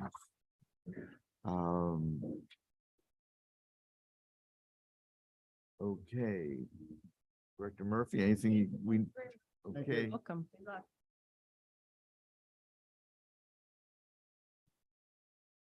quick intro on this? Yes, yes. What the board has, and you have it in your packet, the nitrogen aggregation plan that was approved at the Board of Health meeting July 18th for nitrogen on Station Ave, that they're moving the gas station to a new location. And there's going to be deed restriction, because they're taking down the gas station and putting it somewhere else. So the board's already approved it. That has been recorded. And what we're looking for tonight is to sign a document that goes on each deed that the gas station will not be redeveloped at this time. So I guess that's the general overview. Attorney Singer can give you some more background on this also. Good evening. Welcome. For the record, Andrew Singer, attorney in Dennisport. Online is Bob McGann, who's from Colbia Enterprises. As Bruce said, you approved the nitrogen aggregation plan last July. In your decision letter, it notes that all the documents have to be recorded by March 30th, because when I was before you last summer, we told you that they hadn't owned the property yet and everything was falling into place. And now everything's fallen into place. The nitrogen documents is two. There's a facility land restriction and a credit land restriction. The parties have all signed it. But on page 6 of each document is something the board has to sign. And I'm a notary, so I could notarize, the chair. What we're asking you tonight is just to sign each of these pieces of paper, which is one for each restriction, and then we're going to go to record with them. Then after it's recorded, it comes back to a copy to the Yes, board. yeah, per your decision, and I would have done that anyway, but yes, copies will come back to the health department. They'll also be on record at the registry of deeds, so there'll be a public instrument at that point. The deed restrictions that Bruce mentioned are actually separate documents, which you don't have to sign, which have been signed. I have them in my office, and we'll be recording those as well. That's above and beyond these restrictions. This is through the DEP nitrogen aggregation plan. The deed restrictions were something we agreed just as a private matter. So this lot could not be redeveloped at this time until possibly wastewater or sewers go through. Yeah, so that's one piece of it. So these documents actually apply to both. The facility land document applies to the new gas station site itself. The credit land document applies to the existing Shell station, and Bruce is correct. So two things are at play. The nitrogen aggregation plan on the existing Shell lot and the deed restriction on the Shell lot will ensure that for now, that property is going to be, the building's coming down, all the asphalt's coming off. That building's going to remain open space with no use going forward, other than as the credit land. If at some point the town either has sewer installed down Station Avenue or additional land could be procured elsewhere in the watershed where it could be swapped with the Shell station, then what could happen is that these restrictions could go away. However, the deed restriction against no gas remains forever. So even in the future, if the existing Shell lot can be reused, it would have to be reused for a store or an office, something other than a gas station. That's why we have two separate restriction levels, because one is only concerned about nitrogen, the other is concerned about the gas station.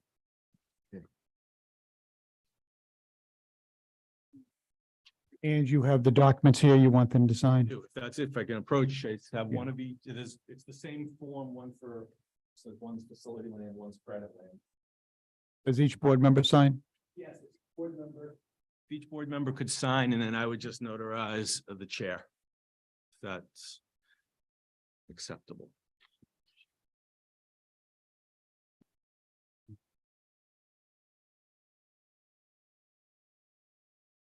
When do you plan to, what's your time frame on recording these and then start a construction?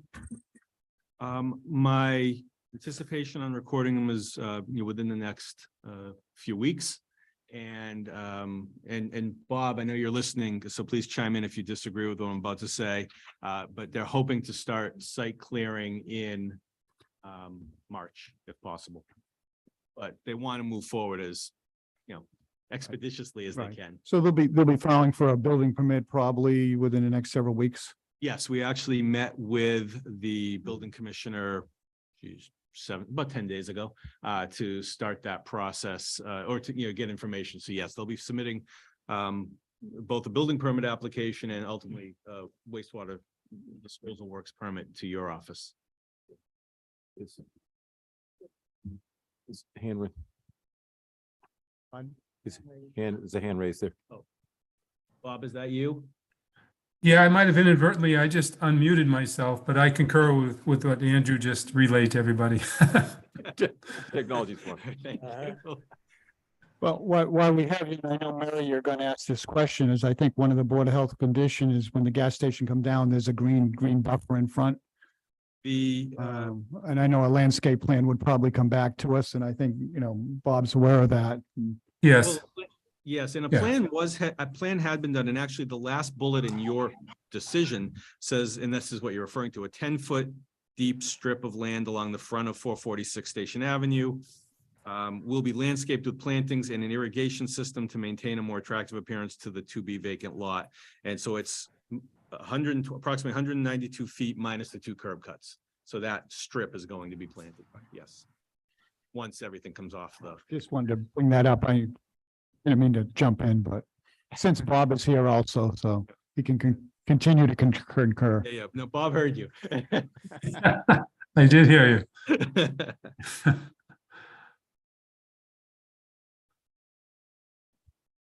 There you go. Wonderful. I will notarize this and I appreciate it. And we'll Okay. get these on record and get a copy back to Bruce. Great, thanks for coming in. Thank you very much. Thank you, everybody. Okay. Thank you. Have a good night. Take care.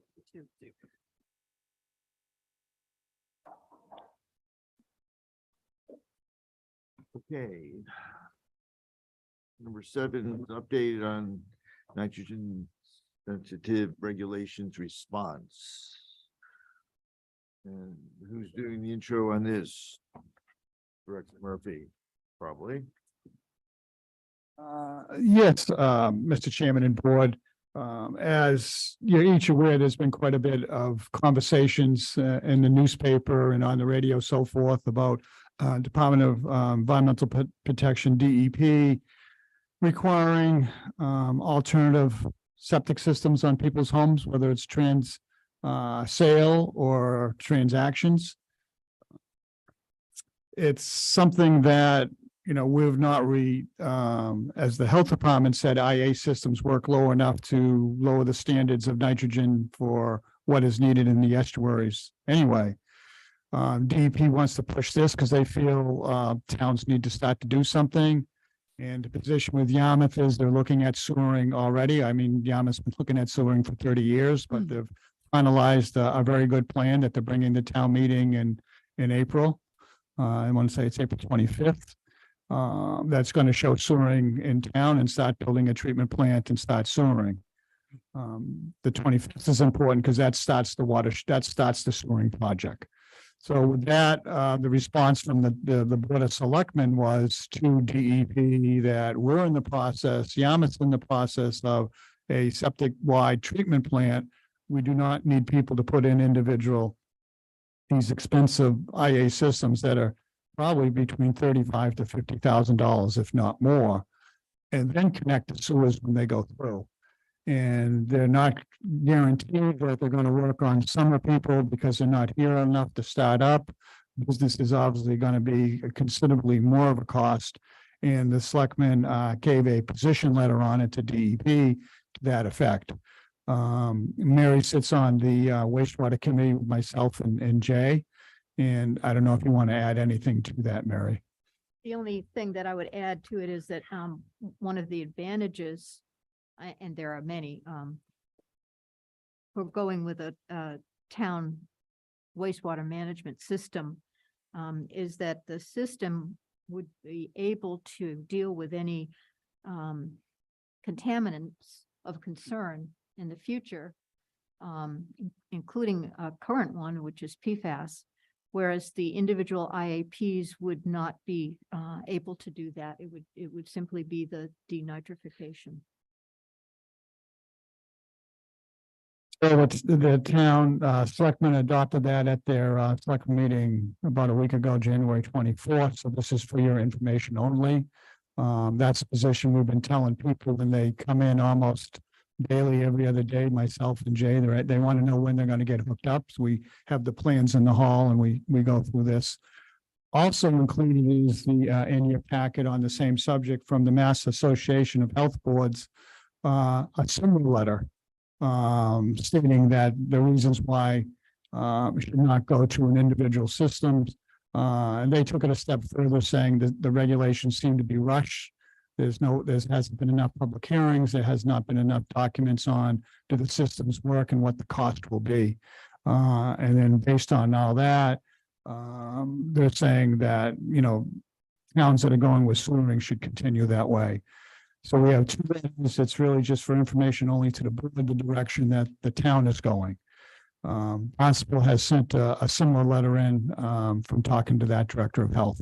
And I believe other towns are in the process of doing that also right now. As we move forward very quickly over the next month and a half prior to town meeting, we'll be giving a presentation to this board on where we sit with wastewater. And we'll have DPW director and our wastewater probably consultant come in and give the board an update either at our next meeting, either end of February or March, they'll come in. It's important that the people at home understand the first big step in sewering is the April town meeting, because without that vote, the town can't build a sewer treatment plant and go forward. Even if you're in phase 4, we need to get phase 1 going. If not, then we would fall into this, do we have to put IA systems in if the state passes that? So we'll have a presentation on that at our next meeting, because one of the questions that will be that we're going to have to finalize is when the sewer line goes by your house, when do you hook in? The past Board of Health a number of years ago said you don't have to hook in the first year. Depending how old your system is, they might give you a 3 or 4 year, even 5-year tie-in period. That if you just spent $20,000 on a septic system, they're not saying you have to put in right away. So there's a scale that a past Board of Health adopted. It sounded pretty reasonable, and we're going to look at that again. But it's also just another opportunity to get education out into the public. Right, and you know, one of the factors in that is the flow. I mean, there has to be a certain amount of flow, so Right. that would be fairly complicated, I think, to factor in when people were going to hook up or not. When In the first phase is on 28, which is the main trunk line of the system going from, you know, Dennis to Barnstable. The first one is going to start from Dennis going down 28 to Parker's Rivers Bridge. That's the main businesses that will be hooked up.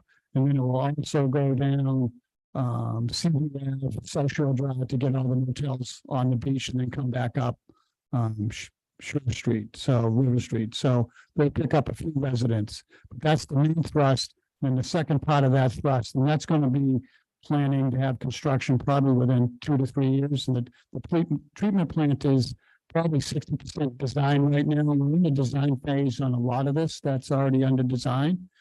So the second part of 28 would be about just the 4 years before we hook up. And we would go to different neighborhoods around Lewis Bay and so forth. And we'll have the chart in here to show you what that time frame is also. it's a 40-year plan, It's a 40-year. It's a 40-year plan. What the betterment cost will be, what the sewer flow cost. The hookup additional flow, it's restaurants with more seats, motel with more rooms. Or some houses that we have 2-bedroom restrictions, we're looking at, they would be able to possibly go to 3 bedrooms. Some other companies might want to add a bedroom, so the plan has been over-designed somewhat. There's additional flow, so that's going to be determined for the discussion by the wastewater committee who would hook up.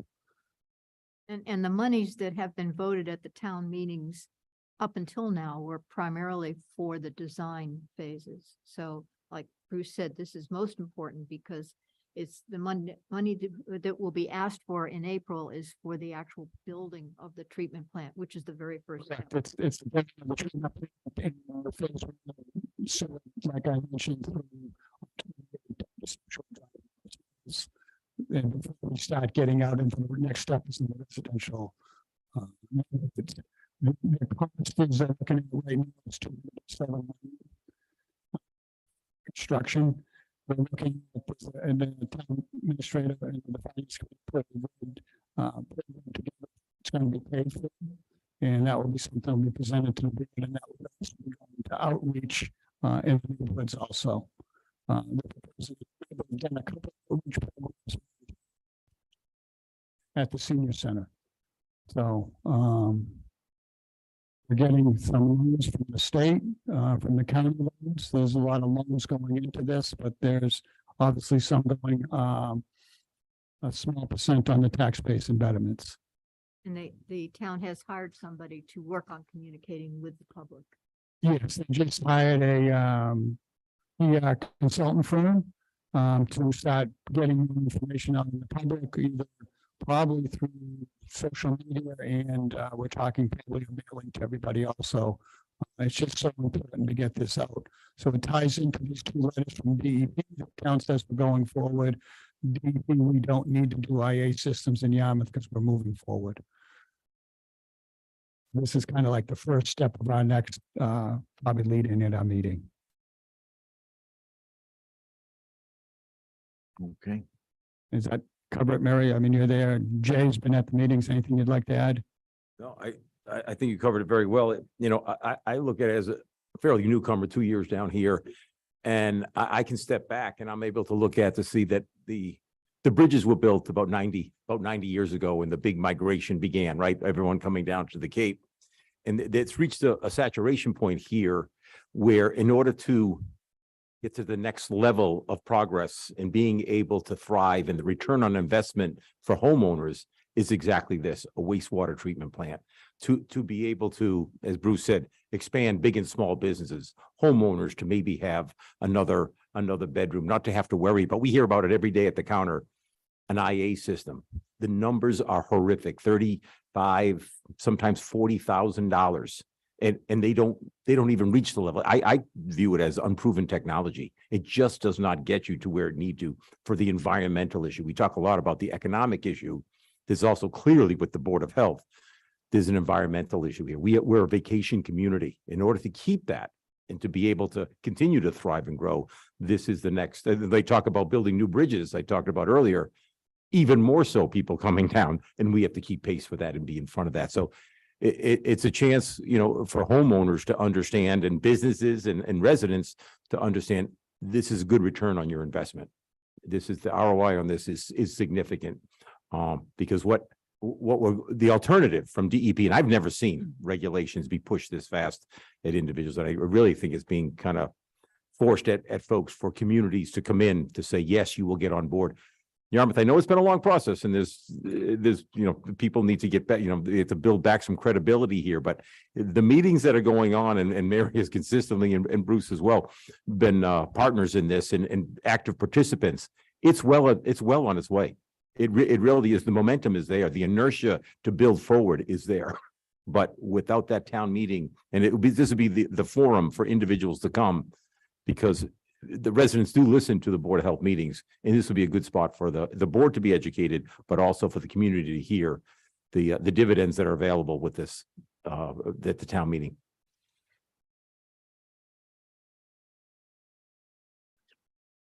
Okay, thank you. That's where I'm at. Good. Anything else, Bruce? No, that's fine. Okay. It's number 9, update on influenza. Okay. Eight. Coronavirus. You're absolutely right. Let's have the viruses reversed. That's not till May. Okay. Okay, last meeting, if you recall, we didn't get to this. We were, our stable discussion went fairly long, and we had to vacate the room and yield to another meeting. So it's been a little bit, a couple of weeks. If you look, go ahead. We're nearing 5,800 cases since the now almost 3 years of the COVID, 20 active cases, and it is certainly still with us. Go ahead. We see in January a slow downtick of now 116 cases. The numbers go back and forth. Certainly December was a concerning trend, we'll call it. In January, we're now down to 116 cases. And again, we had talked about the reliability of these numbers. We are uncertain because a lot of the testing happens at home. These are reported cases. This here shows some progress, and Yarmouth has been in the top. Sometimes we have been Across the Cape, the positivity rate, we have been in, double digits.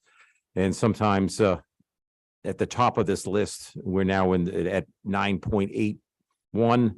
One significant point what this illustrates is we are now below the county average and actually below the state average, and that hasn't happened for a bit. And so we're possibly moving in the right direction.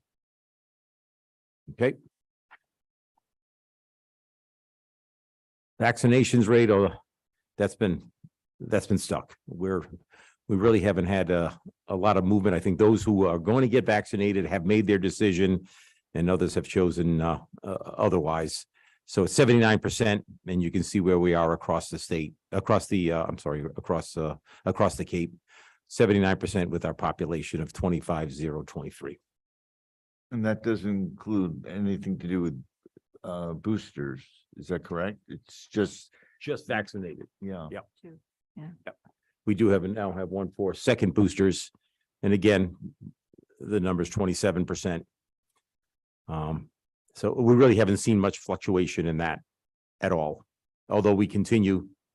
And quite frankly, we don't get a lot of calls for that. We do get a lot of calls for the kits that we'll talk about. And hopefully that has been part of the self-monitoring, maybe has what's been driven down some of the numbers. You'll see here Yarmouth, although we're alphabetical here, as you look across, look at the past couple months dropping down from 13.69 down to 10.54, and now at 9.81. So there's a significant trend downward, and that's a positive sign. Okay. VaxFinder, like I said, we certainly still, this is up on our website, we still put this out for information if individuals, and we still hope we advocate strongly for that. If you're looking to get vaccinated, this VaxFinder will get you to availability and scheduling. Cape Cod Healthcare, same. 27 Park Street in Hyannis, and the hours are there, Monday through Friday, and also on Saturday. Go ahead. Locally, we have businesses, CVS, Stop and Shop on Long Pond, and Walgreens. We check them weekly. Yes, you go on their website, and those are still available.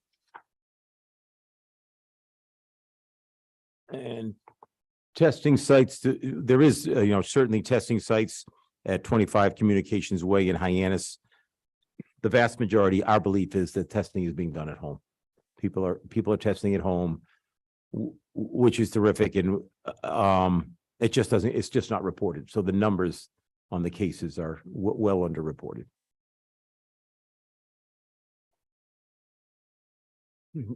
The case, it's Bruce managed to find inventory every week.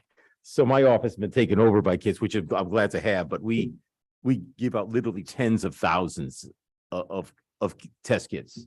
And this is what you'll see. This now is from upstairs at the town hall. We have some others. Go ahead.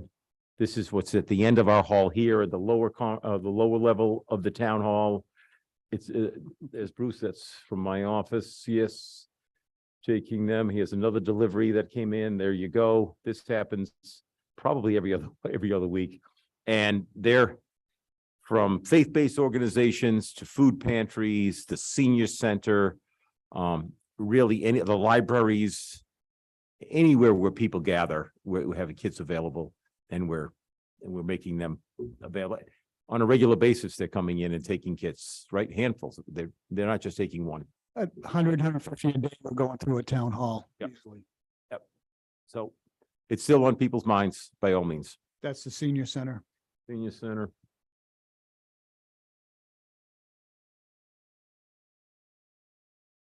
Good. And the mask advisory still stands. Have we done anything with providing boosters to nursing home residents or people homebound? We did. Bruce had a program with the firefighters and the VNA on Yes. homebound. We reached out to everybody through the senior center to our homebound list and that we had provided earlier. And then we had some other people call us. So the fire department went through, did all the homebound, and the ones that we still need to pick up afterwards or called afterwards, we used our VNA nursing for that. Great.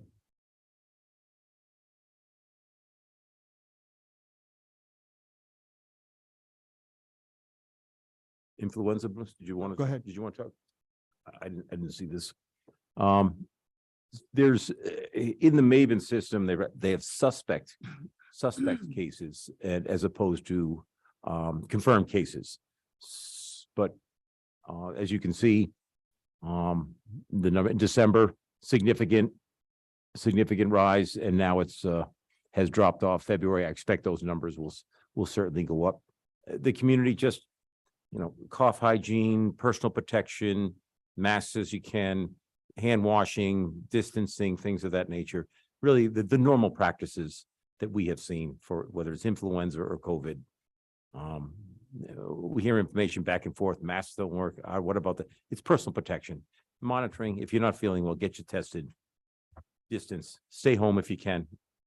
That really, and also in schools. Bruce monitors the schools, the attendance. We haven't seen an alarm that we haven't seen a market increase there. So there had been a time for that. So all the monitoring systems are in place, but the Yarmouth numbers have come down. We're not, so we hope that trend continues. All right. Thank you. Anything else? No, that's it. Okay, number 10, and it's discussion on meeting forum requirements.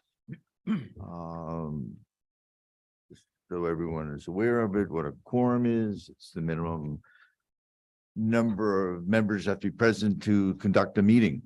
And we've had some problems with that recently. We had a meeting not too long ago that one member walked out of the meeting and we lost quorum, so we were about to adjourn, and then another member came on by chance, which was great. More recently, we had a meeting where one board member left and hadn't said anything right before the meeting, and we did not have a meeting that night. We didn't meet quorum. I don't know any more details about that, but I know when we set up meetings like this, it's a lot of work and a lot of time. The health department is here. It's 20 of 8. It's a lot of preparation, a lot of time for other board members. I mean, we all have other obligations to make and have. And it's also the people who come in front of the board. The gentleman who was here from Mariachi that night. He paid that consultant to come onto the Cape to sit before us. He had to pay her a lot of money. We couldn't have a meeting because we didn't meet quorum. Someone had left. And I mean, the residents here in town deserve more, from us. We have a responsibility as volunteers on this board. And we have responsibility to the people who are want to do business here and are doing business. Mark was here that night to present more information about the tattoo parlor, and he just sat here. We just had to, I had to apologize, and people left. So that's just an update. We're having a problem here, meeting quorum at times. Any comments from anyone? Well, I mean, I can certainly, one of the times was because I couldn't zoom in, but I will certainly make an effort to come in person. I continue to wear a mask because I don't want to get COVID. I certainly don't want my husband to, because he's very vulnerable. So I have appreciated being able to call in from home, but I'll certainly make every effort to come in person because that would make sure that a system problem wouldn't keep us from having a. It's just my opinion. It doesn't make any difference. In other words, meeting quorum, you can do it. You could be in Switzerland. It doesn't make any difference. That one time, I couldn't do it because the system wasn't working, so. Right. I'm just saying, that's, No, it's more the idea of someone not staying in a meeting or leaving right before the meeting. So that's what really I wanted to mention tonight. Just, it's not fair to other people. Eric Weston, our board member, will be back from his leave of absence at our next meeting. Great. Excellent. That's been confirmed. Right, Okay, that will help. for sure. Any new old business, anyone? Yes. Murphy, yes. Two things. One is the body piercing regulations that the board approved at the last meeting. It was published in the newspaper that last Friday of the meeting, so I'm going to pass this around for everybody's signature. So we'll have a true copy.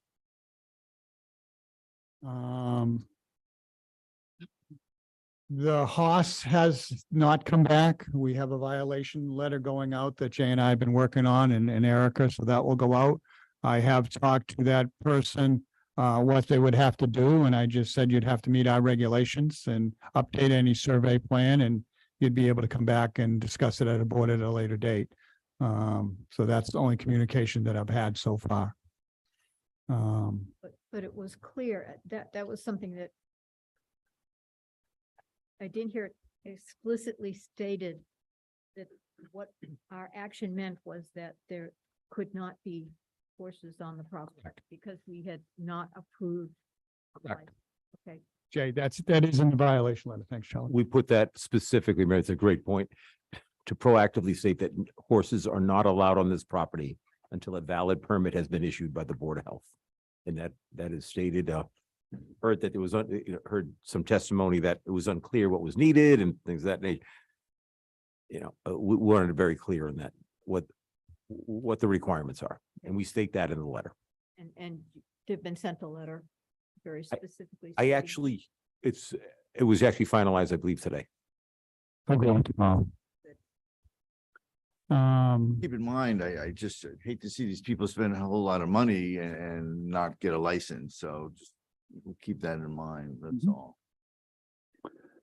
The Spilt Mill Tattoo Shop, it's come out terrific. I've been in there when it opened and afterwards. It's a very bright, cheerful place. The new way tattooing is laid out now, it's more like a hair salon and a barber shop, and they have a lot of great art in there also, if they're past tattooing. They're planning to have a open house at some point in time, but he extended a invitation, an open invitation to any board member that just wants to stop in and just take a look. There's a front desk, there's some seats there, and you can just introduce yourself. He's very proud of what he did, and I think it's a great part for the town, all that he does next to the restaurant that they own. And it's come out very well, and he'd like to, say hello, and you don't have to wait for an open house to come in. And a lot of people have always wondered what it is, and they're stopping in just to say hello. I think some people drive by and they still think it's the tattoo, the Soft is a great t-shirt place, so they stop in. But he's very excited and doing great work. The body person, I met with her separately also, and they're very excited to be there. And if you want to walk in, I know taking a peek at it since it's opened, and your impression? Yes, pristine. I mean, it is spotless. The artwork's great. You see the images up on the wall, framed, and beautiful, beautiful artwork. Yes. Phenomenal. Yes. Yes.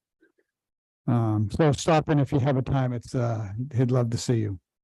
The next meeting, right now, we don't have anything posted. I don't think there's any septic variances posted at this time. So what we can do, end of February to the 1st of March is kind of like a short month. We could go to the first week of March, which would be March 6th. And we can put wastewater on that meeting. That would probably be our main focus that night. Unless something else comes up, we'll put that on there. Bruce, you've talked in the past, and maybe that would be the opportunity. The YSAC group, as the opioid settlement money it has rolled in. YSAC maybe is an opportunity for them to come in also. Yeah, we can do that meeting, so we can check with them, they're establishing a subcommittee to work with Dennis also. Jen and I mentioned past several months that YSAC really needs to focus what they want to do on some of the settlement already. YSAC will be presenting additional money that town received at the town meeting in April. We've got another 30,000, I think, roughly, that will be available to the committee. So that will bring us up to almost 50,000 to work with. So they need to kind of the committee needs to formulate what they're doing. One thought that we've had, or I've had from the health department, is expanding our Duffy contract for treatment out to the public that people need services. Through Yarmouth, we're publicizing that more, so we might be able to expand that contract a little bit. And we might also be in a partner with Dennis on the consultant to get more hours with Duffy if we share a person with Dennis. So with that, I'd recommend maybe those two items on the next meeting on Monday, March 6th, which would be our regular meeting date. And perhaps, I know this was your suggestion about the tobacco violations, if maybe of trying to simplify it, or do we need to do something so we're not kind of bound? I have some thoughts on that, and I can provide that. Yeah, I think you had mentioned that. I So just think it's to have ours, I think we just need to sort of streamline it. And I understand why we don't want to, we could probably put language in that says that we're just going to follow the state mandated guidelines for fees or something like that, so that we don't have to put specific amounts. Does that make sense? So that if it changes next, 6 months from now, that we don't have to keep redoing the regulation. Yeah, and it might be a little bit more challenging than that, because some towns have merged their regulations together. So we might look at merging them. Some towns have done that, and then the state adds one more thing, then that's outdated. So there's a couple towns that have, we can look at also to see which we want to go. And it might be something the board might want to have a little subcommittee on to look at also. Because there's several options that are available. I just think we want to make it as easy as possible. Yes. for them. yeah, I mean, especially for the store owners, I mean, that's crucial. It's a lot of money they end up paying. So make sure they understand what the violations are, timing wise, expense. Sure. Anything else, new or old? That will do it. Okay, so someone want to make a motion to adjourn? I move we adjourn. Okay, you made the motion. Who seconded? This is for Eric. Okay, we have a second. That's from Deborah. Sure. How's that? Okay. Any discussion on that? No, good.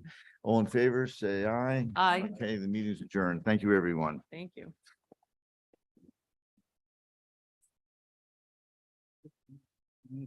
Right.